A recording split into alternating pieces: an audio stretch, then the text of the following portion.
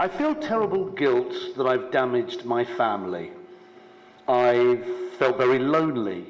I felt very alone. I was diagnosed as bipolar after 18 years of mood swings.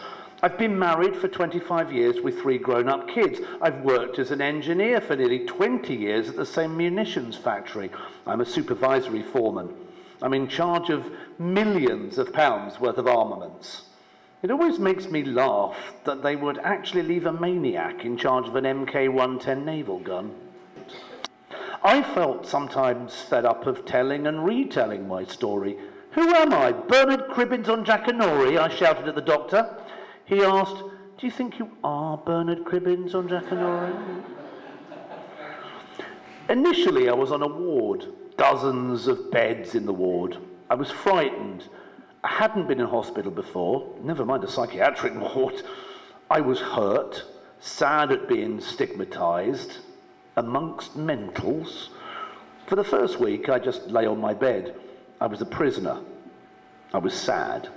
I mean, the ward led out onto a private garden. Smokers took over the private garden. They were the top dog patients, so only went out there when there was no Smoky Joes out. Being in the garden helped.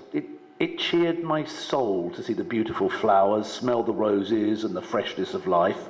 I suppose it actually kind of made me feel uplifted. I used my meds to escape being in the hospital. I hated it. It actually made me feel worse, not safer. Oh, I couldn't sleep.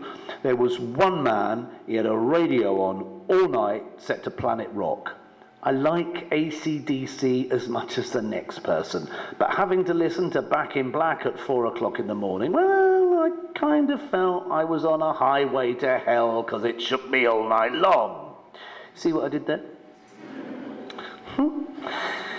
I didn't want to interact with the other people in there because it was kind of scary.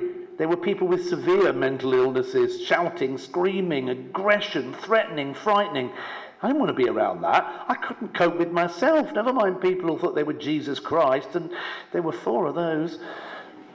You'd think if they knew there was already a Jesus on the wall, they'd at least swap to Gandhi. I passed the time and distracted myself by watching TV in the communal room. Sex happened in the communal rooms. Sex amongst the patients was rampant. Wasn't the same watching Midsummer Murders whilst people were sat next to you humping.